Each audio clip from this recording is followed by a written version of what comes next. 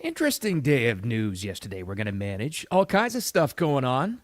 Some important, some not so important, some infuriating. It was an executive order bonanza at the White House yesterday. Every once in a while he does this. Like the president has that guy who hands him the leather binder and he explains what the bill is, and then Trump makes his comment. And good God, there was a lot of them, including the flag burning one. Let's try to unravel that one. More importantly, this is a serious issue and proof positive that your voices do matter. I hear this from people all the time. Well, no one's going to listen to me. Nonsense. Florida, good, I'm proud to be a Floridian, is cracking down, the first state to crack down on illegal truckers. I told you this was going to happen if you make a big enough stink, and they're going to do it at way station checkpoints, and they're calling on the rest of the country to do it as well. That's excellent news. But more importantly, I think the most important issue at all, we're going to have to stop. It's time. Talk about making your voices heard. It's time to put an end to insane tip culture. That's right. They flip the little white thing around and demand a tip, or somebody gets mad at you for not leaving enough of a tip. We all like to tip, except when we're demanded of it. This viral video that has gone international now. Don't know where it's from, but it's gone international. This is the one that's going to kick it all off. You watch. We'll get to that. We're actually going to do that one first. In the meantime, business first. Thanks for finding me. Wicked Radio live stream, part of Wicked Wisdom with Bill Adams. All the social media channels, including the audio podcast, wherever you like to get those. Usually post about a half hour after we get off the air live. But now let's start off with this. I don't know where it's from, but let me ask you this, first of all. If you don't think, they call it tipping culture, right? The insane tip demands that are happening everywhere. And it started off with this. The little white kiosk thing they turn. Fast food. You ordered online. You did the work. You got there. All you did was take it off a shelf if you didn't pay ahead. But they give you the little white kiosk and you flip it around. They give you no options for zero tip. No. Would you like to tip me 15%? Would you like to tip me 20%? 30%? Oh, okay. Well, let me look at the thing here. There seems to be no option for zero tip because, see, here's the thing. Now that you've demanded a tip of me, the ball game changed. Now I want to tip you nothing. It's out of control. Service industry workers, we all get it. We've all done it at some point. It's tough. It's a tough business. It's still a tough economy. We all understand. Stop demanding a tip. It is for exceptional service, and that's how this works. And unless everybody, it's okay, I think it's starting now. Unless everybody stands against this, it's only going to get worse.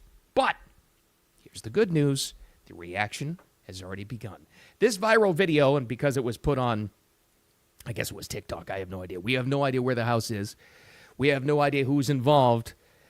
But boy, does this pizza delivery guy, I think it was DoorDash, boy, does he make a scene for himself in this one and what he says to the lady. Now, you got to watch the whole scene and listen to the whole scene to understand exactly what happened.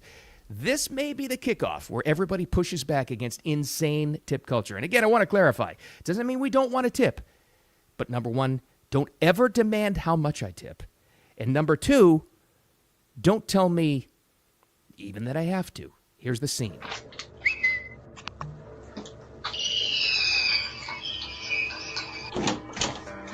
Hi. Hello. Come here, Max.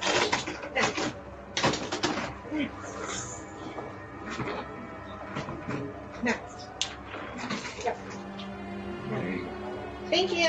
go. I just want to say it's a nice house for a $5 tip. You're welcome. It's a nice house for a $5 tip. Let's get some facts in the story. First of all, it appears to be, we don't have the receipt or anything, but it looks as though it's one pizza through DoorDash. One pizza. He says it's a $5 tip.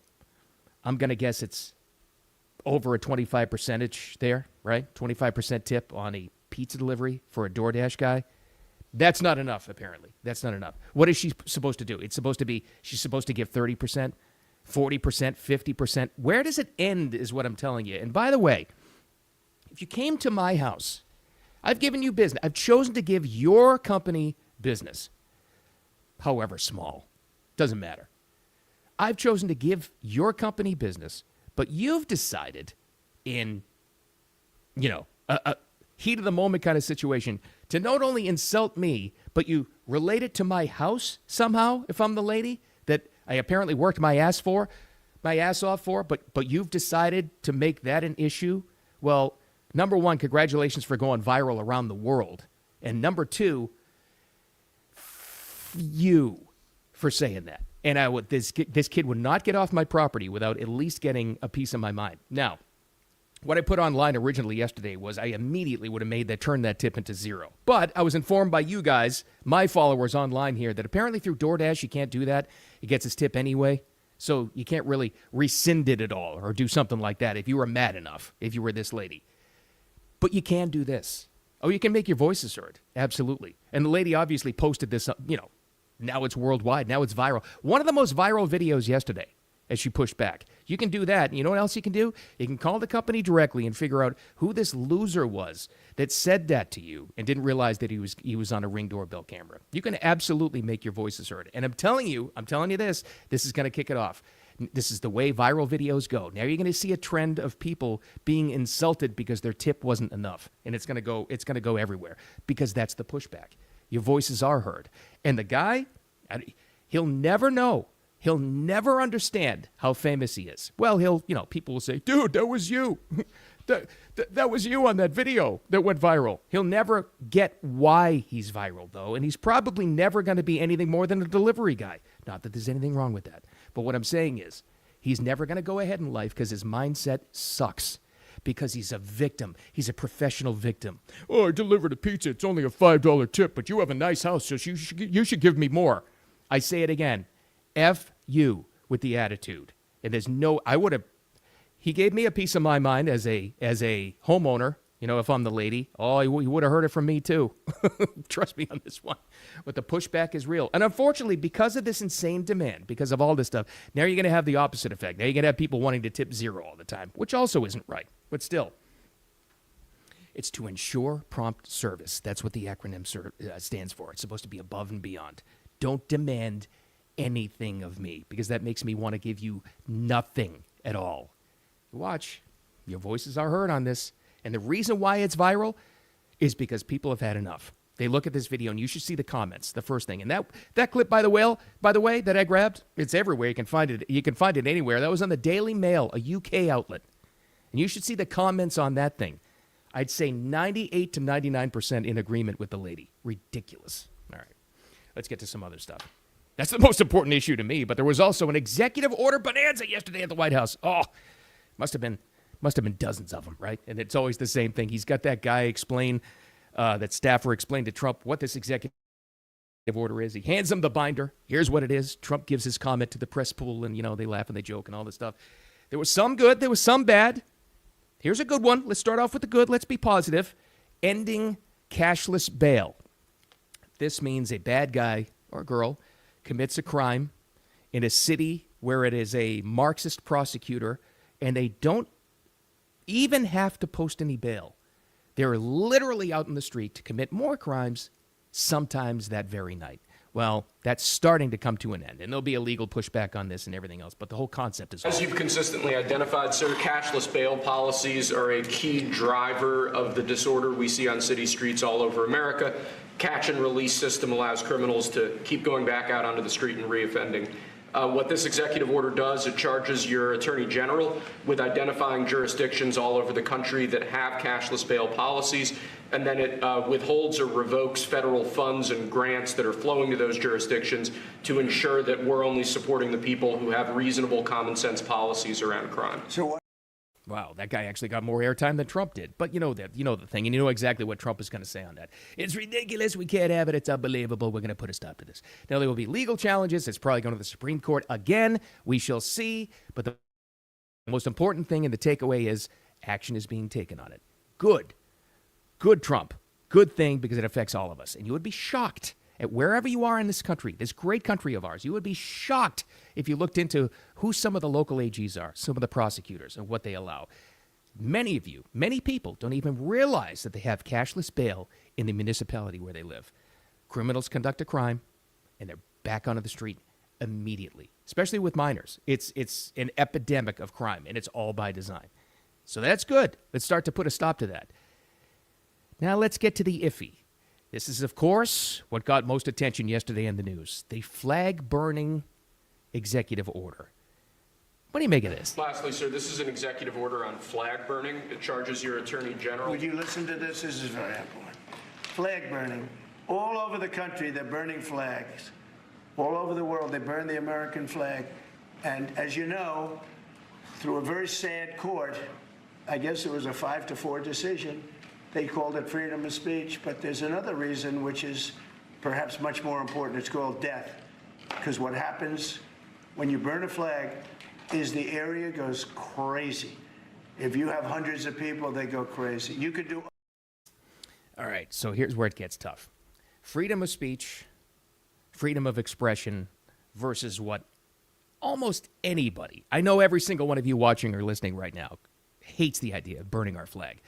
I have a flag that hangs outside of my house 24/7, 365, and I'll just tell you personally, if you ever tried to harm it, it's not going to end well for you. That's just, that's a side issue, right? And a lot of you feel the same way. But where do you draw the line on this? Because we've all a lot of us have grown up thinking, all right, you can be a jackass and do something like this. You can harm the flag in public display. But as an American, I have to support your right to be a jackass, right? That's how a lot of it.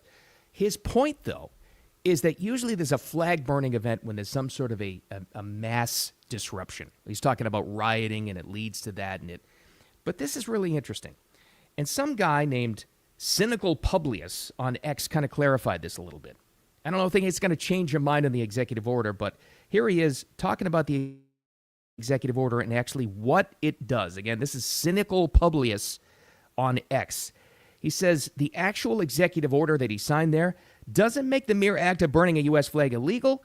It's still constitutionally protected. What it does make illegal is burning a U.S. flag, quote, in a manner that is likely to incite imminent lawless action. So he's talking about the riot thing. But here's the thing. That's not why I'm against it, why you shouldn't have bothered with this. I have two reasons. Let's see if you agree. Number one is this. Already last night, all kinds of incidents of idiots burning the flag in reaction to this. So it already increased the action of that happening. Cities across the country. You can check it out on your own, all kinds of videos and that. So that's the first thing. The second thing is this. I hate that it draws attention to the act. Because when you give attention to it, it gives it life somehow. And of course, it's going to send the crazies into a fit. I told you he's a dictator. He's taking away your First Amendment rights. So it gives them action too. This is one of those issues where even though I hate it too and I'm with you, stop giving attention to it because most of these idiots want the attention. So that one, I'm not too sure about that one. And there were a bunch of executive orders yesterday, including this one. I don't really understand the reasoning behind this. Well, I think I do, but there was also part of it allowing a decision out of the White House yesterday, 600,000 Chinese students to be allowed into the U.S. And you're thinking, and I was thinking it too, what's America first about that? Why is that? Well, I think this is what it is. I think this is all part of the trade deal and an agreement with China. That was one of their big caveats. That was one of the big things they insisted on is they have their tech students especially be educated at American colleges and they go back home and take that technology. Not the best thing in the world, but if it's part of a larger agreement, I can kind of understand it. Trump's trade guy, Howard Lutnick, was on air last night kind of explaining that's exactly what it is. And his reasoning was, I don't know if I buy this, but he said if you take the Chinese students away, it's going to hurt the lesser college under the Ivy Leagues, but they got a reason for what they do anyway, but that's what it is. So interesting day at the White House yesterday we're going to have to deal with. I'm going to end this with good news. Really good news. Again, this is our theme today. Don't ever think that your voices aren't heard, because they always are. From silly things, cultural things like the Cracker Barrel thing. Did you see that apology? We screwed up. We apologize. We didn't listen to you. We lost $150 million in value, and we're sorry. We'll try to do better. Oh, yeah, they had to issue a whole apology and the rebrand because your voices were heard. That's what matters. Your voices are heard in the insane tip culture issue, where that's starting to be heard now, true. Your voices are also heard on this one, and I told you this was going to happen. Let's go back to a couple of weeks ago on Florida's Turnpike, where the illegal truck driver made the ridiculous U-turn and killed a family of 3. There was so much outrage because of this. Now it's resulting in action, starting in the state of Florida. Now here's Florida's Attorney General. He's the new guy. He replaced Ashley Moody. James, I think it's Utmeyer. I think that's his name. Anyway, big announcement just yesterday. Again, Keep this in mind. Your voices are always heard. Our office is calling on the federal government, the United States Department of Transportation, to revoke CDL programs in California and Washington.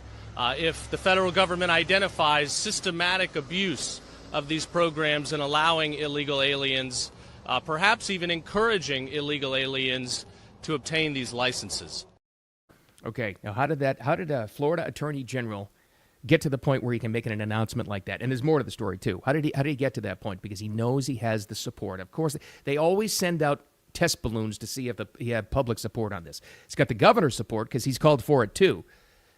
That's how this happens. Because so many people, started with Florida because that's where the accident happened, but across the country, so many people are outraged and shocked and horrified by how many supposed professional truck drivers can't even read road signs like this guy couldn't, and demanded action on this. And they started to look into the issue.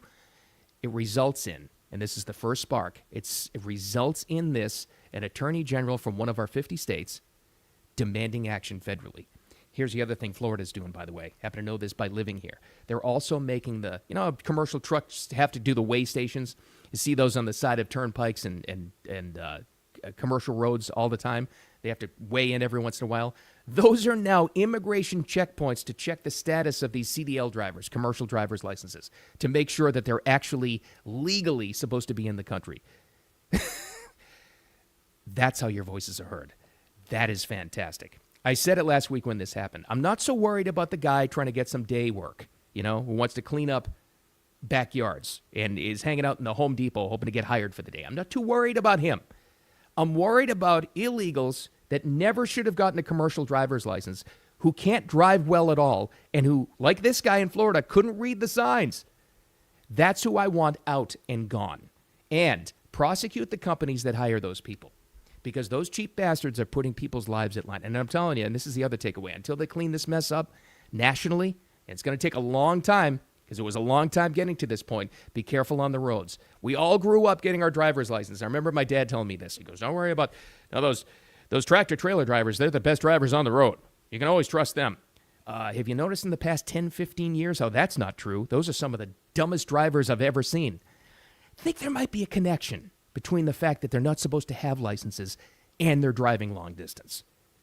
But that's going to stop, because your voices are always heard. Make them heard, including with the insane tip culture, because that has to stop. Thanks for finding me. I appreciate you, as always. Tomorrow's midweek. I have all kinds of stuff to talk about, which I think is the hint out of the White House, going back to that for a second, is they're finding out incredibly shocking and horrifying things about these crime statistics that they're trying to throw at you. DC's crime stats aren't that bad. New York's not that bad, except, if you live in the real world and you have working eyeballs and you can see how bad the problem is. I think they're starting to hint that there's a shocking story coming out, which I'm sure we're going to talk about tomorrow. Talk about that and whatever else is going on and whatever else the world is throwing at you and how you can manage it, because that's how we do it. Thanks for finding me. Thanks for finding the podcast as well, audio version. Wherever you like to get those, I'll post that in just a little bit when the algorithm is with me, and on a replay out here on X as well. Put your notifications on for when we go live. Thanks for hanging out. I'll talk to you tomorrow.